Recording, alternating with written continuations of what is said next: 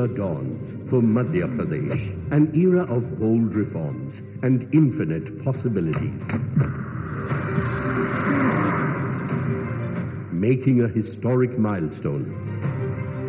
18 game-changing policies have been introduced together, reshaping the state's development trajectory.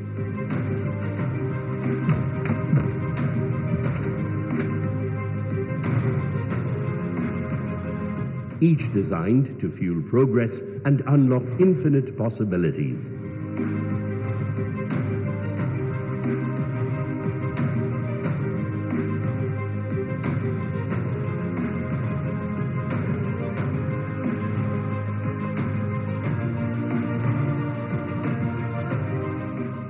Each committed to usher in a new era of innovation, ambition, and transformation.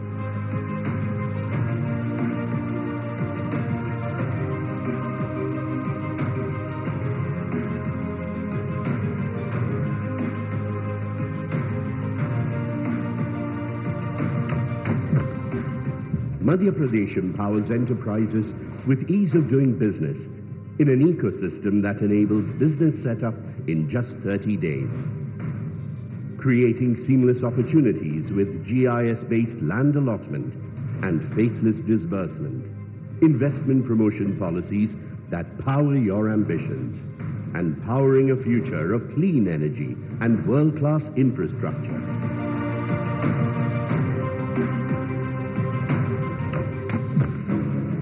Inspired by the visionary leadership of Prime Minister Narendra Modi under the proactive governance of Chief Minister Dr. Mohan Yadav, Madhya Pradesh is setting new benchmarks with policies that invigorate industries, inspire innovation, and ignite economic growth.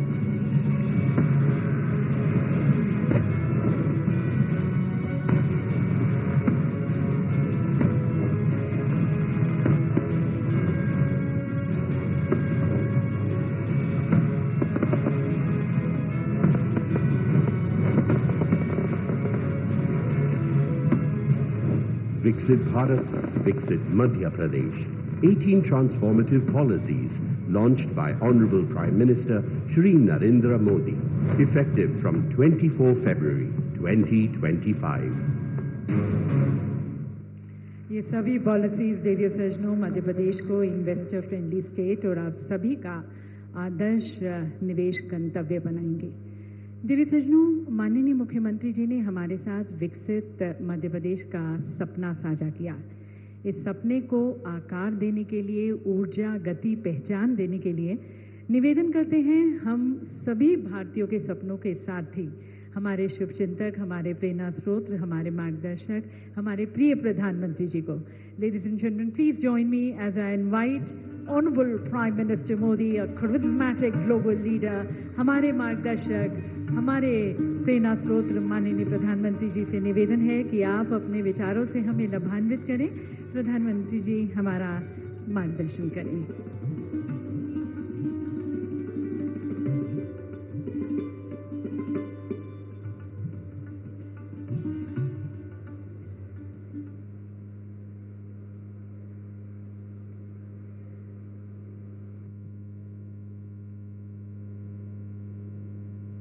कार्यक्रम में उपस्थित मध्य प्रदेश के governor Shri Mangubhai Patel, मुख्यमंत्री श्री मोहन यादव जी, अन्य सभी महानुभाव, देवी और सज्जनों, सबसे पहले तो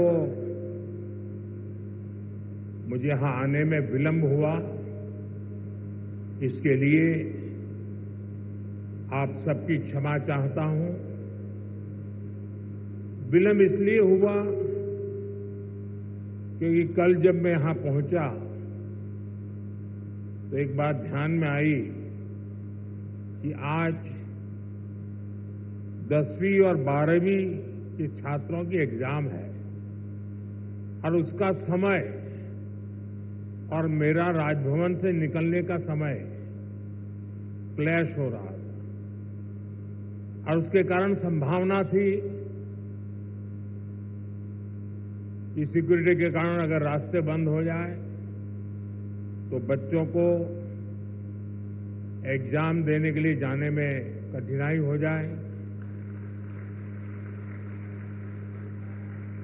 और ये कठिनाई न हो, बच्चे सब एक बार अपने एग्जामिनेशन सेंटर पर पहुंच जाए, उसके बाद ही मैं राजभवन से निकलूं, ऐसा मैंने सोचा।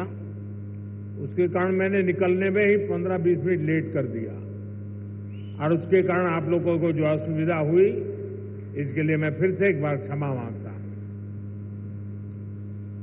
साथियों, राजा भोज की इस पावन नगरी में आप सभी का स्वागत करना मेरे लिए गर्व की बात है। यहां इंडस्ट्री से विभिन्न सेक्टर्स के अनेक साथी आए हुए हैं। विकसित मध्य प्रदेश से विकसित भारत की यात्रा में आज का ये कार्यक्रम बहुत ही अहम है। इस भव्य आयोजन के लिए मैं मोहन जी और उनकी पूरी टीम को बहुत बहुत बधाई देता हूं। साथियों, भारत के इतिहास में ऐसा अवसर पहली बार आया है जब पूरी दुनिया भारत के लिए इतनी ऑप्टिमिस्टिक है। पूरी दुनिया में चाहे सामान्य जन हो, अर्थनीति के एक्सपर्ट हो, विभिन्न देश हो या फिर इंस्टीट्यूशन, सभी को भारत से बहुत आशाएं हैं। पिछले कुछ हफ्तों में जो कमेंट्स आए हैं वो भारत में हर इन्वेस्टर का उत्साह बढ़ाने वाले हैं। कुछ दिन पहले ही वर्ल्ड बैंक ने कहा है भारत आने वाले सालों में ऐसे ही दुनिया की फास्टेस्ट ग्रोइंग इकोनॉमी बना रहेगा। ओईसीडी के एक अहम रिप्रेजेंटेटिव का कहना है, future of the world is in India. कुछ ही दिन पहले क्लाइमेट चेंज पर यूएन की एक संस्था ने भारत को सोलर पावर की सुपर पावर कहा था। इस संस्था ने ये भी कहा कि जहां कई देश सिर्फ बातें करते हैं, वहीं भारत नतीजे ला करके दिखाता है। हाल ही में एक रिपोर्ट आई है, इसमें बताया गया है कि ग्लोबल एरोस्पेस फर्म्स के लिए कैसे भारत एक बेहतरीन सप्लाई चेन के रूप में उभर रहा है। ग्लोबल सप्लाई चेन चैलेंजेस का जवाब वो भारत में देख रहे हैं। मैं ऐसे कई एग्जाम्पल यहां कोट कर सकता हूं जो भारत पर दुनिया के कॉन्फिडेंस को दर्शाते हैं। ये कॉन्फिडेंस भारत के हर राज्य का भी कॉन्फिडेंस बढ़ा रहा है। और आज ये हम मध्य प्रदेश की इस ग्लोबल समिट में भी देख रहे हैं, महसूस कर रहे हैं। साथियों, मध्य प्रदेश पॉपुलेशन के हिसाब से भारत का 5th लार्जेस्ट स्टेट है। एमपी एग्रीकल्चर के मामले में भारत के टॉप के राज्यों में है। मिनरल्स के हिसाब से भी एमपी देश के टॉप 5 राज्यों में है। एमपी को जीवनदायिनी मां नर्मदा का आशीर्वाद भी प्राप्त है। एमपी में हर वो संभावना है, हर वो पोटेंशियल है जो एमपी को जीडीपी के हिसाब से भी देश के टॉप 5 राज्यों में ला सकता है।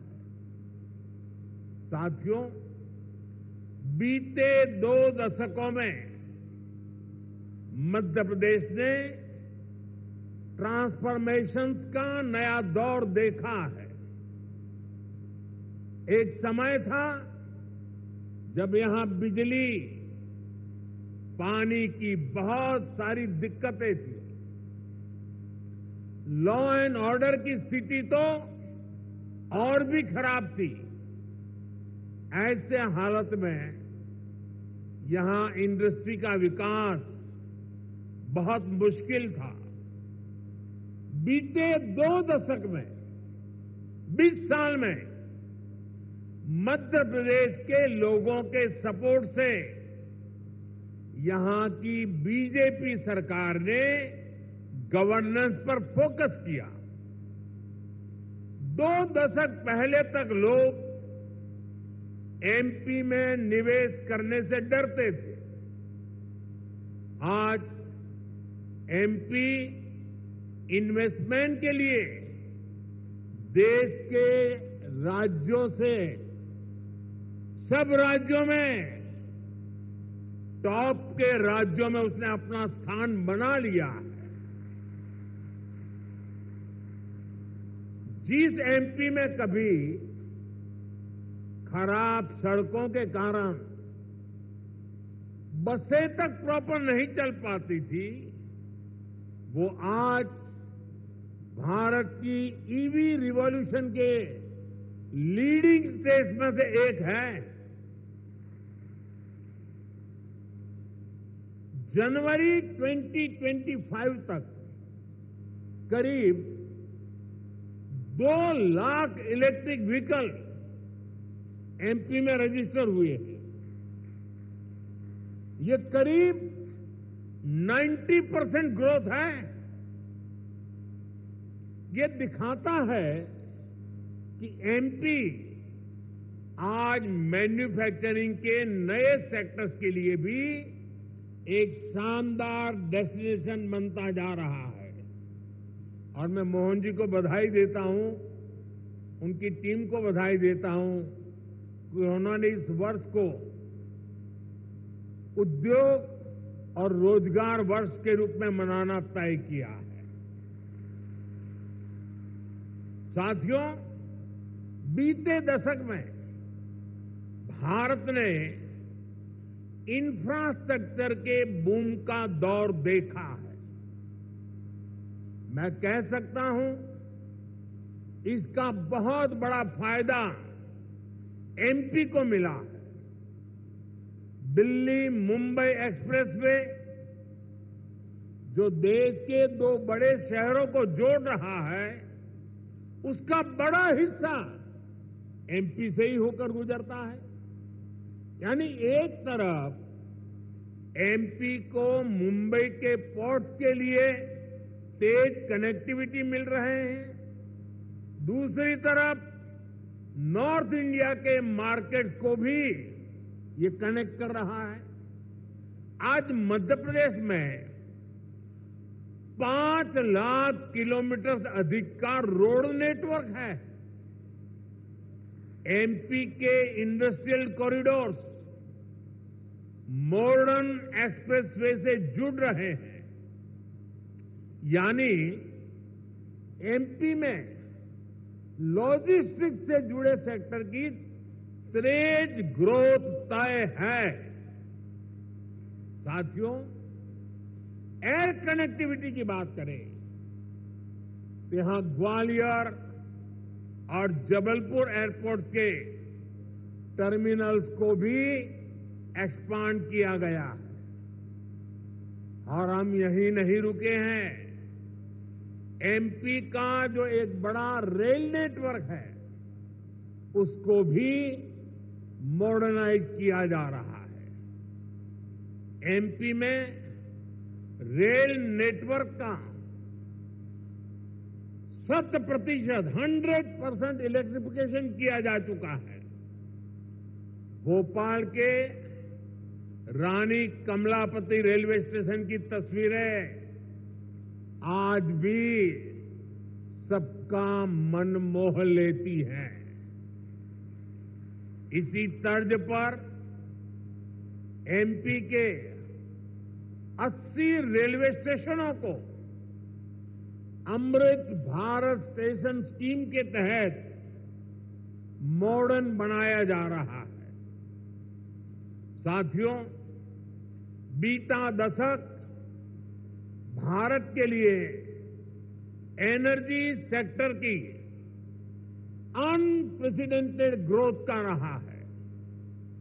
खासतौर पर ग्रीन एनर्जी को लेकर भारत ने वो कर दिखाया है जिसकी कल्पना तक मुश्किल थी। बीते 10 वर्षों में करीब $70 बिलियन यानी 5 ट्रिलियन रुपये से अधिक रिन्यूएबल एनर्जी सेक्टर में ही इन्वेस्ट हुआ है। इससे पिछले साल ही क्लीन एनर्जी स्पेस में 10 लाख से अधिक जॉब बनी है। एनर्जी सेक्टर के इस बूम का भी एमपी को बहुत लाभ मिला है। आज एमपी पावर सरप्लस है। यहां करीब 31,000 मेगावाट पावर जनरेशन कैपेसिटी है, जिसमें से 30% क्लीन एनर्जी है। रीवा सोलर पार्क देश के सबसे बड़े पार्क में से एक है। अभी कुछ दिन पहले ही ओमकारेश्वर में फ्लोटिंग सोलर प्लांट भी शुरू हुआ है। सरकार द्वारा बिना रिफाइनरी पेट्रोकेमिकल कॉम्प्लेक्स पर करीब 50,000 करोड़ रुपए का इन्वेस्टमेंट किया गया है। ये मध्य प्रदेश को पेट्रोकेमिकल्स का हब बनाने में मदद करेगा। मध्य प्रदेश का जो इंफ्रास्ट्रक्चर है, इसको एमपी सरकार आधुनिक पॉलिसीज और स्पेशल इंडस्ट्रियल इंफ्रास्ट्रक्चर से सपोर्ट कर रही है। एमपी में 300 से ज्यादा इंडस्ट्रियल जोन्स हैं। पीथमपुर, रतलाम और देवास में हजारों एकड़ के इन्वेस्टमेंट जोन्स भी डेवलप किए जा रहे हैं। यानी आप सभी इन्वेस्टर्स के लिए यहां बेहतर रिटर्न की अपार संभावनाएं हैं। साथियों, हम सभी जानते हैं कि औद्योगिक विकास के लिए वाटर सिक्योरिटी होना कितना जरूरी है। इसके लिए एक तरफ वाटर कंजर्वेशन पर बल दे रहे हैं, दूसरी तरफ हम रिवर इंटरलिंकिंग का मेगा मिशन लेकर भी आगे बढ़ रहे हैं। मध्य प्रदेश की खेती, यहां की इंडस्ट्री इसकी बहुत बड़ी बेनिफिशियरी है। हाल में ही 45,000 करोड़ रुपए के Ken Betwa river interlinking project पर काम शुरू हुआ है। इससे करीब 10 लाख हेक्टर एग्रीकल्चरल लैंड की प्रोडक्टिविटी बढ़ेगी। इससे एमपी में वाटर मैनेजमेंट को भी नई ताकत मिलेगी। ऐसी सुविधाओं से फूड प्रोसेसिंग, एग्रो इंडस्ट्री और टेक्सटाइल सेक्टर में बहुत बड़ा पोटेंशियल अनलॉक होगा। साथियों, एमपी में डबल इंजन सरकार बनने के बाद विकास की गति भी जैसे डबल हो गई है। केंद्र सरकार कंधे से कंधा मिलाकर एमपी के विकास में, देश के विकास में जुटी है।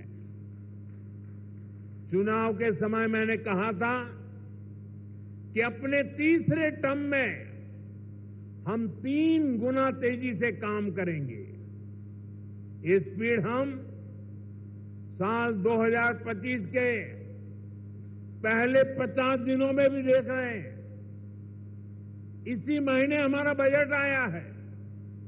इस बजट में भारत की ग्रोथ के हर कैटालिस्ट को हमने एनर्जाइज किया है। हमारा मिडिल क्लास सबसे बड़ा टैक्स पेयर भी है। ये सर्विस और मैन्युफैक्चरिंग के लिए डिमांड भी क्रिएट करता है। इस बजट में मिडिल क्लास को एम्पावर करने के लिए अनेक कदम उठाए गए हैं। हमने 12 लाख रुपए तक की इनकम को टैक्स फ्री किया है।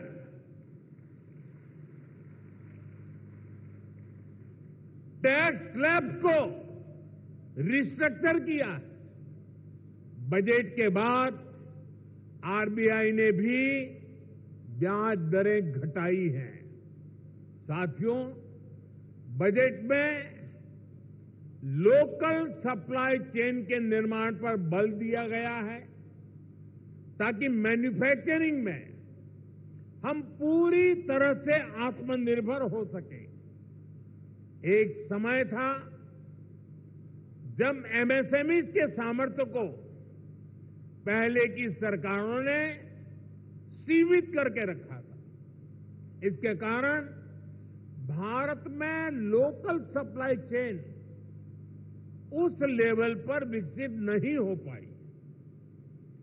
आज हम प्रायोरिटी के आधार पर MSME led local supply chain का निर्माण कर रहे हैं। इसके लिए एमएसएमई की डेफिनेशन को और सुधारा गया है। एमएसएमईज को क्रेडिट लिंक इंसेंटिव दिए जा रहे हैं। एक्सेस टू क्रेडिट आसान बनाया जा रहा है। वैल्यू एडिशन और एक्सपोर्ट के लिए भी सपोर्ट बढ़ाया जा गया है। साथियों, बीते एक दशक से नेशनल लेवल पर हम एक के बाद एक बड़े रिफॉर्म्स को गति दे रहे हैं। अब स्टेट और लोकल लेवल पर भी रिफॉर्म्स को एनकरेज किया जा रहा है। मैं आपके बीच स्टेट डीरेगुलेशन कमीशन की चर्चा जरूर करना चाहता हूं, जिसके विषय में बजट में बात हुई है।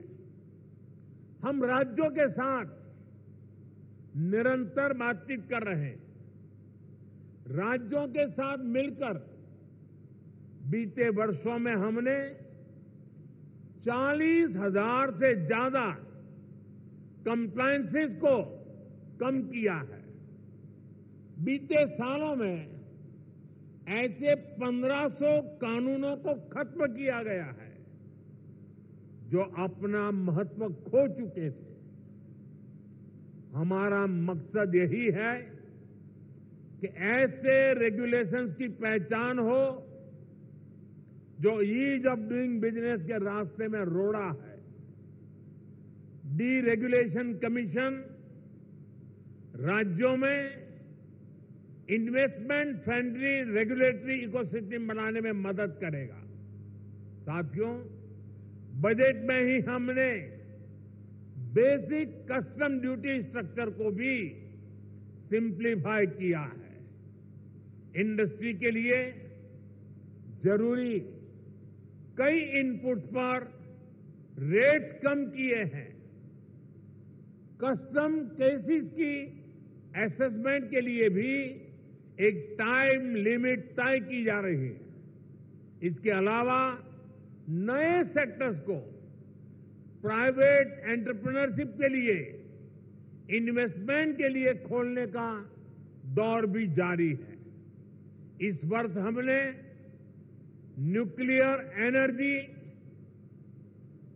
बायो मैन्युफैक्चरिंग, क्रिटिकल मिनरल्स की प्रोसेसिंग, लिथियम बैटरी की मैन्युफैक्चरिंग, ऐसे अनेक नए एवेन्यूज इन्वेस्टमेंट के लिए ओपन किए गए हैं।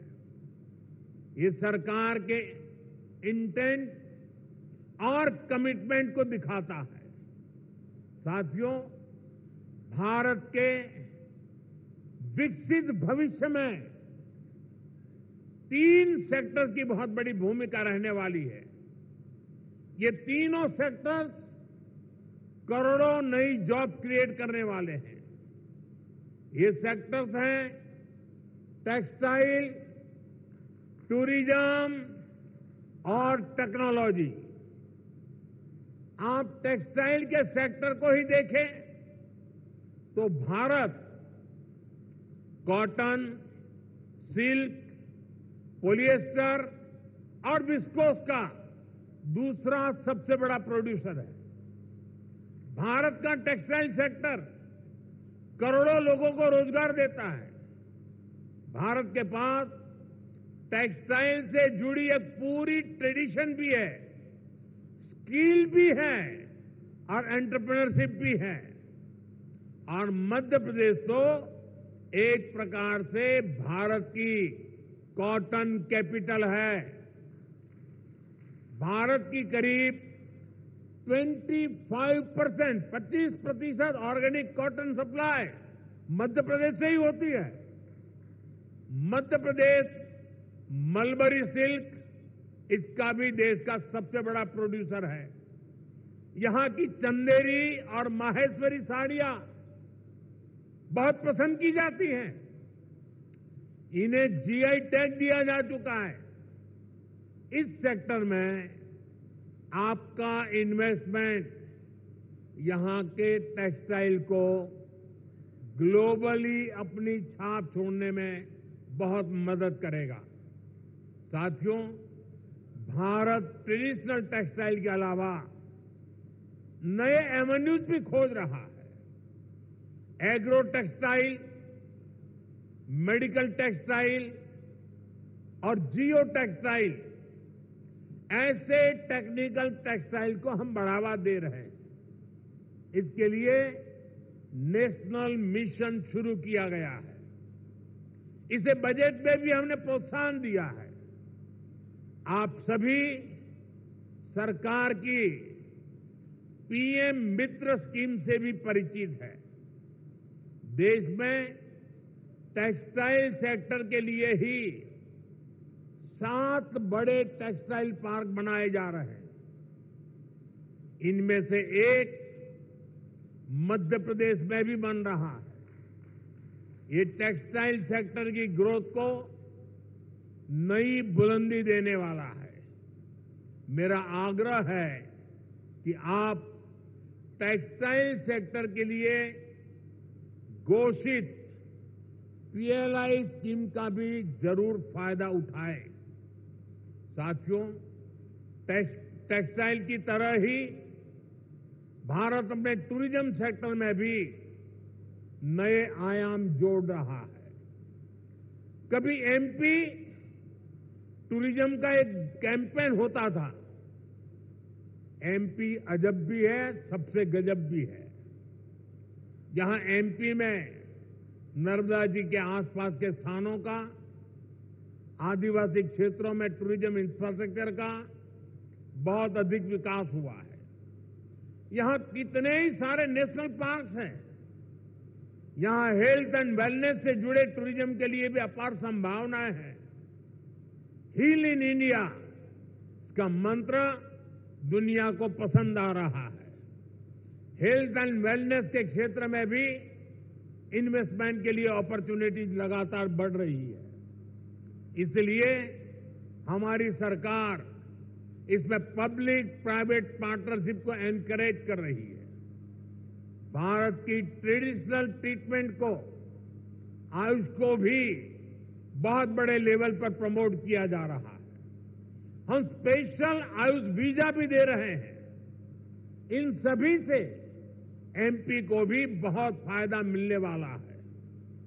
वैसा साथियों, आप यहां आए हैं तो उज्जैन में महाकाल महालोक देखने जरूर जाएं।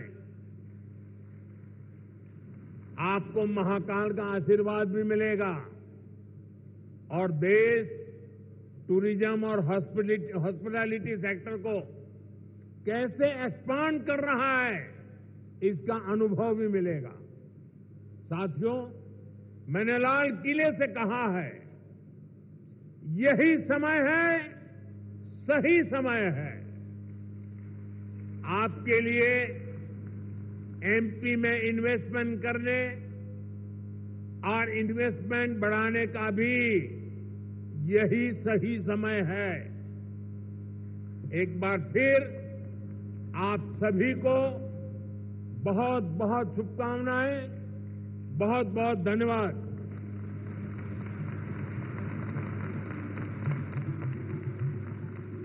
बहुत बहुत धन्यवाद माननीय प्रधानमंत्री जी, आपके प्रेरणादायक संदेश के लिए, हमारे निवेशकों के लिए, हमारे विकास को दिशा देने के लिए, मध्य प्रदेश के लिए विशेष आशीर्वाद के लिए। आपके नेतृत्व दृष्टिकोण ने न केवल